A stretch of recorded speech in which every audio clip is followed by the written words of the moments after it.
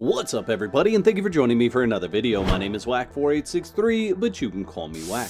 In today's video, I'm going to show you my min-max build for Phantom Liberty. Now, you are going to need to purchase Phantom Liberty if you want to see the full potential of this build, but if you don't own Phantom Liberty, you're not going to be able to spend all the points in your character that I have spent in mine. Jumping right into it, a couple of housekeeping things that I don't see a lot of content creators show is their damage per second, their armor, their health, and their other stats. So I'm just going to scroll through these so that you can see what is actually going on in my character screen and why I am getting the results that I'm getting from my character build and the cyberware that I'm using. The other thing that's important here is my progression through the skills, because many of these skills actually add additional perk points or additional RAM slots and other things to your character that will allow you to be much better in certain areas of the game. So this is currently what I have unlocked in my skill tree. Now, this build is all focused around blades, katanas, knives, and the Mantis Blades. Now, I don't feel like the Mantis Blades really hold a candle to what you're able to do with the katanas and the knives, but they're in there for the relic tree should you want to use the jailbreak system and the spatial mapping. But I personally feel like the vulnerability analytics is better to purchase early on and then machine learning right after you get that first relic point. This allows you to exploit the vulnerabilities of enemies as you go into combat and maximize those critical chances and instant kills a lot of times with those vulnerabilities. Now, this build will be over on the build planner. I'll put a link in the description so that you guys can get over there and play around with it if you want to. If you're starting off early game for this build, because this is a min-max build, I would suggest going into reflexes. That way you're able to not only use blades and the air dash, but you're also able to use SMGs and assault rifles early on, since it doesn't cost anything to refund your perk points. So the first 20 attribute points I would put into reflexes. You could also put some into cool if you wanted to be more stealthy early on. That's totally up to you, but I would personally go into reflexes first and then put the points in the other areas.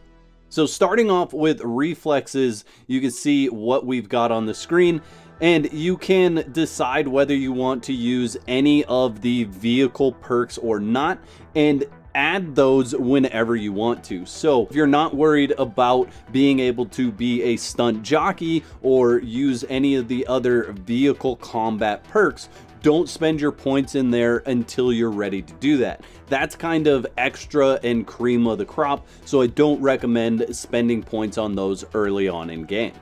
Now, I'm not going to spend a whole lot of time on each one of these individually. I'm just going to show them so that you can see where I've spent my points. I will say that there's a couple of things in here that I absolutely don't use on a regular basis. The bullet time deflection I don't normally use, and I actually don't even use the bullet deflect most of the time, but they're in there in case I get into a sticky situation. I actually don't use the seeing double perk that often, which has to do with the counterattacks, because I am too fast and too nimble to actually wait for them to attack me and try to do a counterattack. But you definitely want the thunderclap so that you can do the leap attacks and keep yourself nimble in the battle. Moving on to technical ability, and this is very important for this build, you want to get up to Edge Runner so that you can fill out the entirety of your cyberware. Cyberware is going to be very important for this build. On your way up this, you want to pick up Ambidextrous and Cyborg, because we are going to use every single cyberware slot. In body, we're basically just running right up the middle. That way we can get the increased movement speed, we can get adrenaline rush, we can get all the benefits that body gives us in this section for both our health and our mitigation. Now in the cool tree, if you're following along with this guide, you're not going to get all 20 points into this tree. However, this is kind of the cream on top of this build, and you really don't need much more than what I've shown on the right hand side to be able to really effectively kill enemies with your throwing knives. And we're putting absolutely nothing into intelligence because we are not hacking at all. Let's move over to the cyberware, and this is where a couple of things are very important. So the first and foremost thing is this Militech Apogee Sandevistan. Now you can use other Sandevistans until you get this unlocked. However, the beautiful thing about this particular Sandevistan is that you're able to activate it and deactivate it at any point in time during the recharge cycle. And that'll allow you to slow time more often than the other Sandevistans that are out there. Now, there are some videos out there on the internet that are saying this is where you should go to get this particular item. I've gone to those locations and found other items. So the cyberware that you find in the chests at this point in time is randomized, so you are not necessarily going to come across this particular Sandevistan by going to a certain box. The other important thing that really takes this build to the max is going to be this piece of cyberware right here. And the only way I've found to get this particular cyberware is to complete all the missions for Regina. So when you're early on in game, start working on the Regina missions, get those knocked out. There's 23 of them in total, and when you complete all of those, she's going to send this directly to your stash. This gives you a 10.5% cooldown for all cyberware when you neutralize an enemy. When you upgrade it to the max, it gives you a 12.5% cooldown. Now, when we match this with this Sandevistan, even though it is going to come in and out of the slow time, you are able to trigger that right away, and you're basically able to keep your cooldown bar full. So you're going to get max duration out of this Sandevistan more often than not. Now, in addition to that cooldown, we are also using Cyborg because we have every single slot of our cyberware filled. And some of the stuff that we have slotted in here doesn't matter as much as anything else. The mechatronic core, obviously it's nice to do more damage to drones, robots, mechs, and turrets, but it really is just to fill a slot. The other one that we have is self-ice here. This is great for when an enemy is quick hacking you. However, you are going to slice through enemies so fast that the quick hacks really aren't going to matter. We have the Mantis Blade arms in here. However, I feel like the damage per hit for the Mantis Blade arms is not as good as I would like it, so you can pick whatever arm type you want in this position. The other arms that might be really good for this build would be like the projectile launcher or the gorilla arms. Moving down into skeletal, we have dense marrow. We then go over to spring joints, and we have parabellum. Now, there are other options in here that you could do. However, you need to stay underneath whatever your cyberware capacity is, and these fit in there for my cyberware capacity. Going down the line, we have Neofiber for the mitigation. Then we have Stabber, which gives us a 16.75 crit chance with blades and throwable weapons. This fits into our build really nice. Now I have the Adreno trigger, and this gives me 30% movement speed for 55 seconds when entering combat. The only place that I've found this particular piece of cyberware is in the drops that happen in Dogtown. So you can't buy this from a Ripper Doc, but there is another option for this slot. And that's going to be the Adrenaline Converter, which gives you a 40% move speed for 7 seconds when entering combat, and you can purchase that from a Ripper Doc. We're then going to put on Painducer. I know there's other options out there that could be better in this slot. However, we need to stay underneath our cyberware capacity. We're using a proxy shield, and we are using subdermal armor. You can choose what to put in here depending on the amount of cyberware that you're able to slot. For our eye, we're just basically using the basic eye because it only takes one cyberware slot and you're not really going to need the other functions that the eye gives you. On our hands, again, we're using the basic items just to keep the amount of cyberware that we're using lowered. Another really good option for the hands, if you have the cyberware space, is to get the handle wrap. This is going to give you an additional 23% crit chance with a throwable weapon for 6 seconds. On top of the bonuses like increased stealth, increased melee damage resistance, and increased melee damage.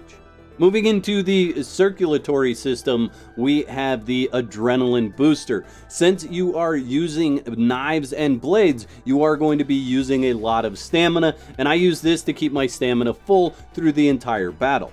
There's also an option for you to get health on kill here if you need it. However, I don't feel like I ever need it when I'm using this build.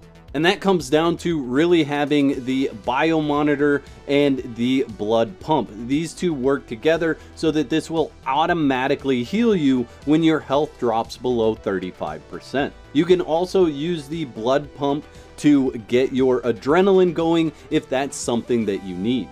And this is slotted in my healing spot, so when I need it, I can use it on the fly. For the legs, I've gone a couple of different routes, but I've settled on the Jenkins tendons for the move speed. So this is 60% move speed when we first start out, and then 10% move speed after 5 seconds. These work really well with our Adreno trigger, which gives us a 30% move speed for 55 seconds. When it's leveled up, it's a total of 60 seconds. The Jenkins tendons work really well with the Adreno trigger. When you first start out running, you're going to be going 90 times speed in combat because that works with this Adreno trigger. So you are going to be extremely fast, and with the slow time, you're going to be able to move around and get to all the enemies extremely quickly. Even after the 5 seconds is up and you're down to a 10% move speed, you're still moving 40% faster. Let's talk about weapons that I'm using real quick. So the first and foremost katana that I'm using is the scalpel, and I have upgraded that to a tier 5++. That gives me 163 damage per hit. It has 25% armor pen and a 30% shock chance. However, what's important is the ability that this has. While Sandevistan is active, increase critical chance by 50% and hits applied bleed. The knives that I'm using are honestly just some knives that I picked up while I was playing, and I found that the mods that I like to put in there are the 0G mod and the boomerang mod. Now, I know a lot of people are excited about the Arata Katana, and you can use it in this build. It's quite good. However, it really comes down to the fact that you're using Sandevistan a lot with this build, and you want that additional crit chance of 50% for this build. If we go back to my character screen, you can see that I have a 72.5% crit chance on its own. So when I'm in Sandevistan mode and I get the 50% additional crit chance from the scalpel, I'm actually over 120% crit chance. The items that I'm using for actual clothing are going to be the hood that gives you less visibility to enemies, the face mask that gives you chemical resistance, and then just a vest that gives you additional armor. Let's talk about skill progression real quick and how you level each one of these different areas. So Headhunter is mainly all about headshots. However, you can non-lethal take down people and get points to Headhunter. So the best way to level this up is to get headshots, but you can knock them out, do a non-lethal takedown, and then shoot them in the head while they're laying on the ground. That's going to give you double the points for Headhunter.